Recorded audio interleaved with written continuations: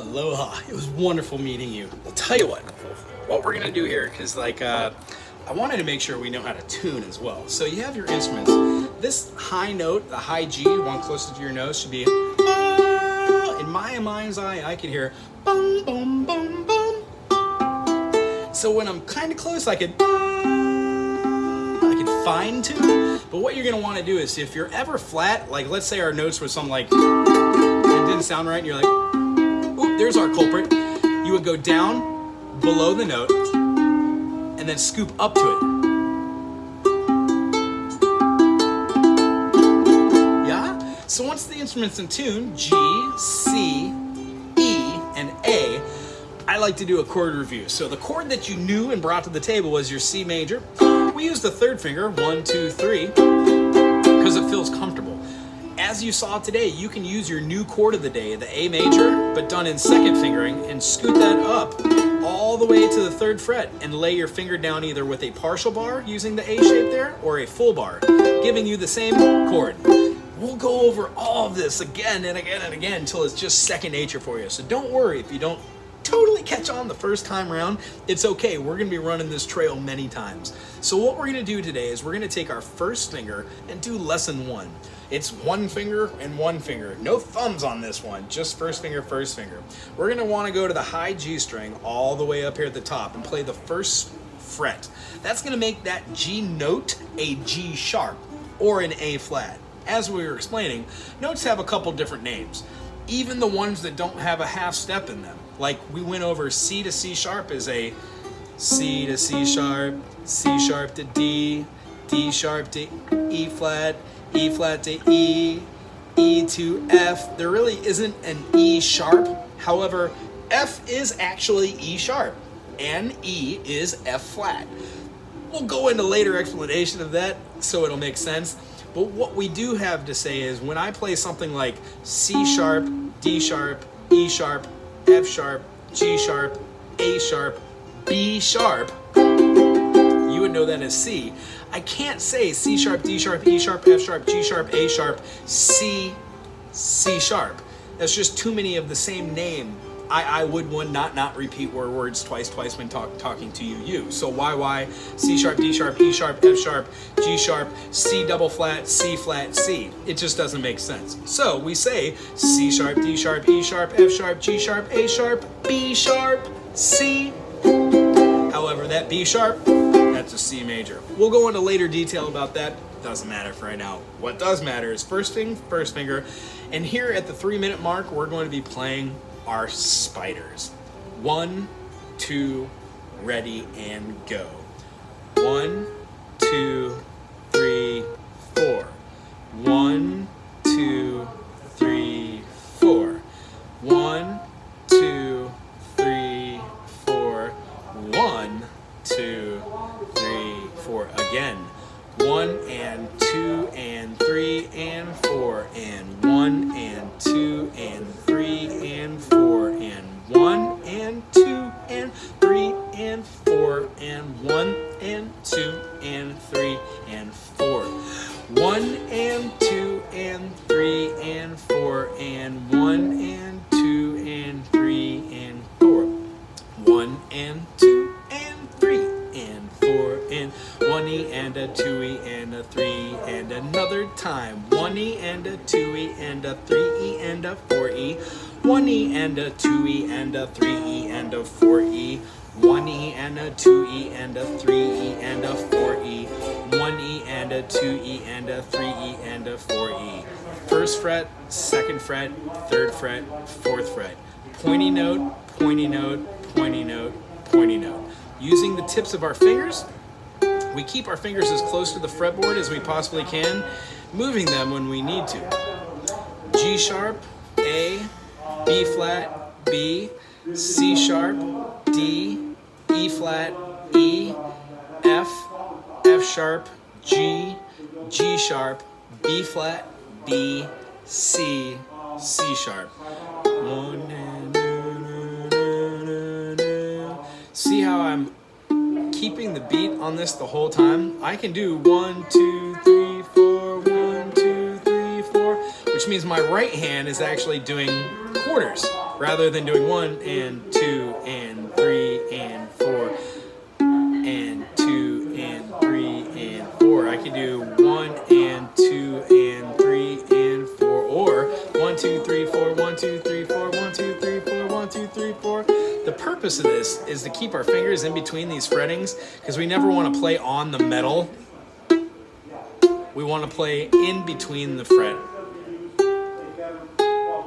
So being able to go through it about this many times and keeping it in rhythm and keeping our fingers on there, you should be developing a little bit of muscle memory. The little muscle on the back of here should start to hurt just a little bit whilst going up through this process. The idea is that is great. You're building muscle memory and forming cognitive processes with your brain. Basically, your left hemisphere of your brain is showing your right hand what to do with your pointer finger, and the right hemisphere of your brain is telling your fingers on the left hand to keep going up in half steps. Each time you do this, you collectively become stronger at being able to recall these notes. Eventually, as I said, you change up the system from doing 1 and 2 and 3 and 4 to something like 1 3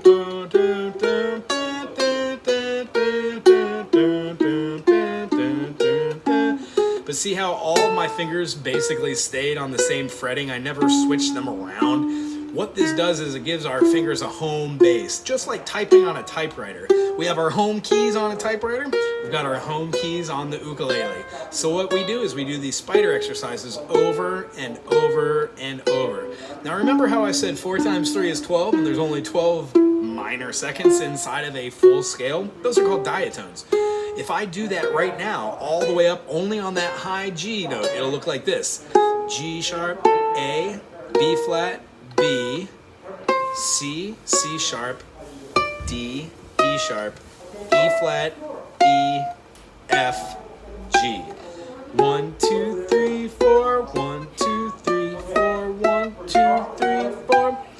Each time you do this, that you do these spider exercises, you become a little bit more comfortable with where your fingers go and how to use both hands at the same time. Wonderful job today. This brings us to lesson 2, our C major and our A major. The way we make our A major is quite like we make other chords. We're going to take our first finger and put it on the first fret onto the C string. The C string is going to be the thickest string. When you put your finger on that C note, C, you're sharpening it by a minor second or a half step or a semitone, depending on whom you're talking to and what you want to give notation to. That C sharp, I have an A as well. Now these are both pointy notes, which means I'm coming in directly on them, not flat. I'm playing the E string and the A string open, thusly giving me A, C sharp, and E. In the key of A, there are 3 sharps. One is F sharp, one is C sharp, and one is G sharp. When I go through this, I would say A, B, C sharp, D, E, F sharp, G sharp. Now the F sharp and G sharp you don't really need to know about right now, because we generally get rid of our 2 and our 4 to get our triad. So we have A, B, C sharp, D, E, which leaves us A, C sharp, and E. So if you put your first finger down here on the C, it gives us our third, the C sharp. And if you put your second finger on the A, it gives us our root, or our tonic in the key of A. Thusly, that open E right here is going to be the 5th. A, B, C sharp, D, E. So that E is there. We have 1 3 5, 1 3 5, which is all chords are made of triads, and that particular triad has an A, C sharp, and an E.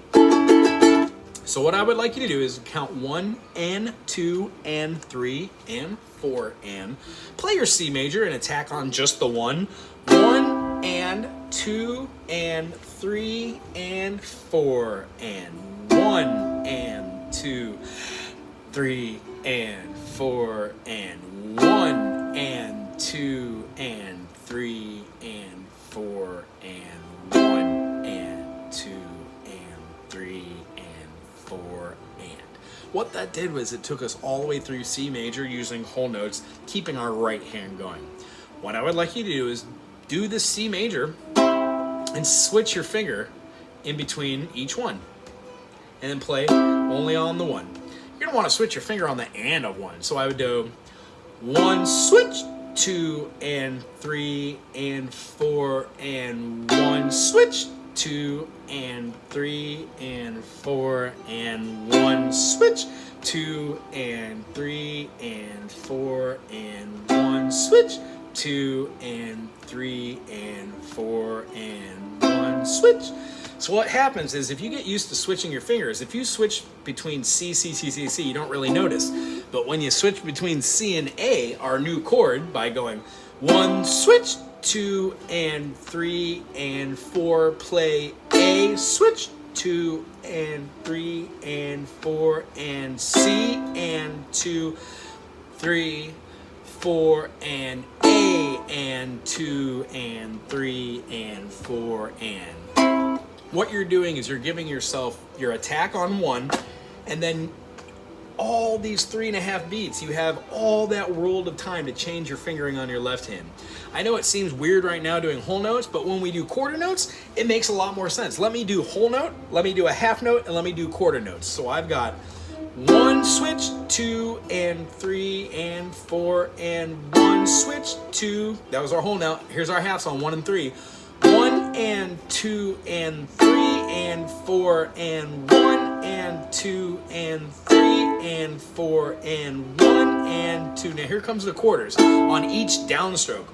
1 and 2 and 3 and 4 and 1 and 2 and 3 and 4. Now when I do these quarters, I'm doing just downstrokes.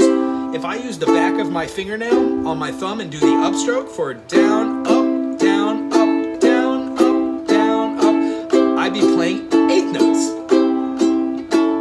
And then if I double that, those are 16th notes. 16th notes are kind of hard depending on how fast you make your 1 and 2. So if I start my whole note at 1 and 2 and 3 and 4 and 1 and 2 and 3 and 4 and 1 and 2 and 3 and 4 and 1 and 2, that makes my 16th notes a little faster. So what we do is we practice on doing things real slow, and then we gradually speed them up. We introduce C major as having a do, re, mi, fa, sol, la, ti, do, while keeping a do, re, mi, fa, sol, la, ti, do. Those intervals we will get to know, but when we move those anywhere, it's the same pattern. So these chords that we have, when we move the pattern, we're able to make new chords. This week's chord, A major, using the C sharp and the A. We also know the C. Both are different chords. Both were used with the right hand rhythm we just previously discussed. Try lesson 1 and 2 this week, and I will see you next week. Next week, we're going to introduce the D major chord and the G major chord. Aloha.